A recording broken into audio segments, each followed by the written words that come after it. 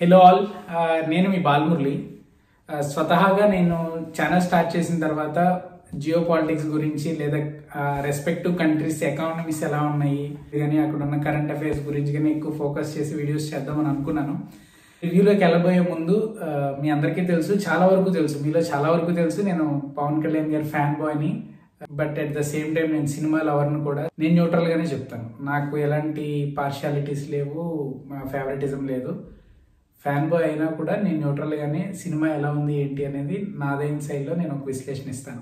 ముందుగా ఈ స్టోరీ గురించి నేను చిన్నగా ఒక బ్రీఫింగ్ ఇస్తాను. ఇది 1940-45 టైంలో, వరల్డ్ వార్ 2 ఫినిష్ అవుతున్న టైంలో, జపాన్ కొంచెం బలహీన పడుతున్న టైంలో ఆ జపాన్ని లొంగ తీసుకుందామని అండర్ వరల్డ్ ఏదైతే యకుజా అనే గ్యాంగ్ ఏదైతే ఉంటుందో ఆ యకుజా అనే గ్యాంగ్ జపాన్లో ఉండే సమురాయ్ అనే ఒక జాతి మీద రిపీటెడ్గా దాడులు చేస్తూ ఉంటుంది. ఈ సమురాయ్ జాతి అంతా అంతరించిపోతున్న ఉండగా ఈ సమురాయ్లో ఉన్న కొంతమంది గ్యాంగ్ అంతా సీక్రెట్ ప్లేసెస్కి వెళ్ళి ట్రైన్ అవుతూ ఉంటారు మళ్ళీ తిరిగి యకుజా జాతి మీద యుద్ధం చేయడానికి.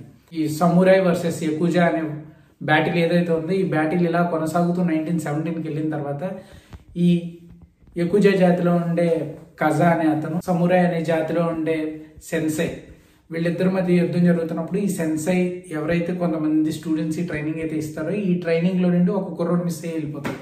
ఎవరైతే ఆ మిస్ అయిపోయిన కుర్రోడు ఉన్నాడో ఆ మిస్ అయిన కుర్రోడికి సత్యదాదాకి ఎలా పరిచయం అయింది, వీళ్ళకి ముంబైకి సంబంధం ఏంటి, ముంబై పోర్ట్కి వీళ్ళకి సంబంధం ఏంటి, వీళ్ళు ముంబైని ఎలా ప్రభావితం చేసేది అనేది డీటెయిల్డ్ కథ. ఓమి ఎలా వచ్చాడు, పవన్ కళ్యాణ్ 10 ఏళ్ల తర్వాత ముంబై రావడం ఏంటి, ఈ 10 ఏళ్ళు ఎక్కడున్నారు, ఈ 10 ఏళ్ళు ఏం జరిగింది అనేది ఈ సినిమా కథ. పవన్ కళ్యాణ్ గారు ఈయన ఓజాస్ గంభీర క్యారెక్టర్ని ప్లే చేశారు. సో ఆ సమురాయిల మీద దాడి జరిగిన టైంలో ఎవరైతే ఒక కుర్రోడు మిస్ అవుతాడో ఆ కుర్రోడు మిస్ అయిన కుర్రాడే ఓజాస్ గంభీర. ఈ సినిమాలో నటించిన హీరో పవన్ కళ్యాణ్ గారు చాలా అద్భుతంగా నటించారు. ఈయన ఎప్పుడు మనం చూడలేదు, ఇలాంటి క్యారెక్టర్లో చూడలేదు. సో ఆయన వచ్చినప్పుడు, ఆయన స్క్రీన్ మీదకి వచ్చినప్పుడు స్క్రీన్ సెట్ ఆన్ ఫైర్, అంత బాగా ఎలివేట్ చేశారు ఆయన్ని. బ్యాక్గ్రౌండ్ మ్యూజిక్ తమన్ కానీ, సుజిత్ కళ్యాణ్ గారి గురించి రాసుకున్న ప్రతి సీన్ని 100% ఎలా అయితే తను రాసుకున్నాడో అలా సుజిత్ కూడా పవన్ కళ్యాణ్ గారిని అలా ప్రజెంట్ చేయగలిగాడు. అలానే విలన్ పాత్రలో నటించిన Imran Hashmi, he did a fantabulous job. తను చాలా బాగా చేశాడు. అలాగే తన స్క్రీన్ ప్రెజెన్స్ కానీ, తన కాస్ట్యూమ్ డిజైనింగ్ కానీ, ఈవెన్ పవన్ కళ్యాణ్ గారిది, ఇమ్రాన్ హాష్మి గారిది ఈ సినిమాలో కాస్ట్యూమ్ డిజైనింగ్ గురించి కూడా చాలా బాగా మాట్లాడుకోవాలి. సినిమాలో నటించిన ప్రకాష్ రాజ్ చాలా బాగా అద్భుతంగా నటించాడు. అర్జున్ దాస్ తనకి ఒక కొత్త పాత్ర అని చెప్పాలి ఇది. అర్జున్ దాస్ కూడా చాలా మంచి పాజిటివ్ రోల్ వచ్చింది. అర్జున్ దాస్ కూడా చాలా బాగా చేశాడు. శ్రేయా రెడ్డి తను కూడా చాలా బాగా చేసింది.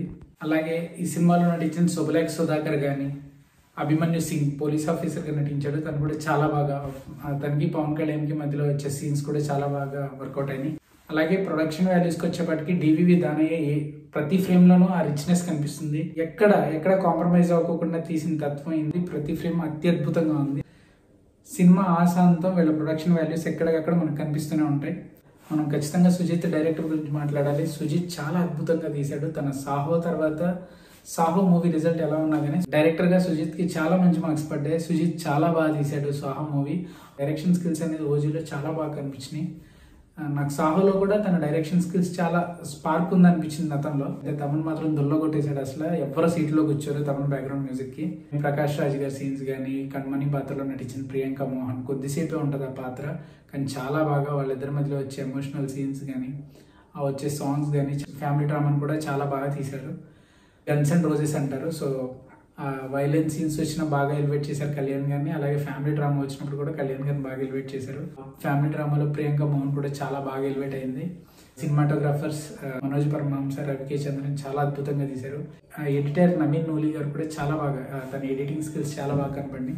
సో చాలా టెక్నికల్గా చాలా పెద్ద టెక్నీషియన్స్ పెట్టుకుని తీసిన ఓజీ సినిమా చాలా బాగుంది. ఇందులో ఉన్న చిన్న నెగిటివ్ నాకేం కనిపించింది అంటే, కొంచెం పవన్ కళ్యాణ్ గారి నిడివి కొంచెం తక్కువ అనిపించింది. మూవీలో హీరో అనేవాడు ఏదో 1 or 2 సీన్స్లో తప్పితే ప్రతి సీన్స్లో హీరో అనేవాడు కనపడుస్తూ ఉంటాడు. బట్ ఈ సినిమాలో స్టోరీకి స్కోప్ ఉంది. పవన్ కళ్యాణ్ గారి నిడివి కూడా కొంచెం తక్కువ ఉంది. మేబీ కళ్యాణ్ గారి డెప్యూటీ సీఎం రోల్ తీసుకున్న తర్వాత ఏమన్నా కొంచెం కాలర్ షీట్స్ బిజీ వల్ల వీళ్ళు ఏమన్నా సీన్స్ కన్సైజ్ చేశారా నాకు కూడా కొంచెం అనిపిస్తుంది. బట్ కళ్యాణ్ గారు 2001, 13, 25 సో ఎవ్రీ పుష్కరానికి ఒక ఇండస్ట్రీ హిట్ కొడుతున్నారు. సో ఈ 2025లో కళ్యాణ్ గారు ఇండస్ట్రీ హిట్ కొట్టినట్టే. సో ఈ సినిమాలో నా పాజిటివ్స్ ఏంటంటే పవన్ కళ్యాణ్ గారి యాక్టింగ్ చాలా బాగుంది. ప్రియాంక మోహన్ ఉన్న కొద్దిసేపు అయినా కానీ చాలా బాగా చేశారు. ఇమ్రాన్ హష్మి స్క్రీన్ ప్రెజెన్స్ చాలా బాగుంది. తన కాస్ట్యూమ్ డిజైనింగ్ కానీ, తన వచ్చిన ప్రతిసారి బ్యాక్గ్రౌండ్లో మ్యూజిక్ కానీ, తను వచ్చిన ప్రతిసారి థియేటర్లోకి ఏదో ఒక కొత్త ఎనర్జీ వచ్చినట్టు అనిపించింది. చాలా బాగుంది. అలానే ఎస్ఎస్ తమన్ అసలు తినే స్టార్.